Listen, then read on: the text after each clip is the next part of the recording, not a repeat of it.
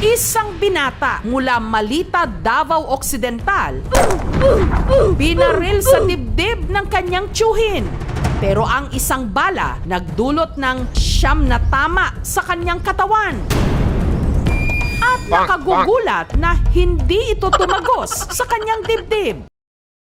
Pero talaga ito nadudultan, ma'am, kay serious nga ni Derek nadudultan. Bahala pa kaya. Bakit nga ba niya binaril ang kanyang pamangkin? Ang simpleng inuman daw kasi nila nung araw na yon, nauwi sa hamunan.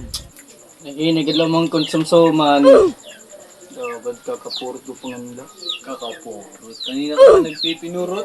Lagad ka mo. Yan ang pangandag pa kakapurot. No. Lagad ka mo pag kita ng konsumsuman. Ibase na lang kita kung ano ito karuyag. Ayon kay Carding, di umano, doon lang daw niya kinuha ang kanyang surit-surit. Si Jason, pinabulaan ng meron siyang bertud o agimat. Dari kasi maarami dito nga may dako bertod. Amo yun yung bertod nga tinatawag nga bulad dalimpungatan. Man. Mabisay po iniya kay amo yun yung pamanan akong nawara nga lolo ikuan kupong-kupong Mindanao.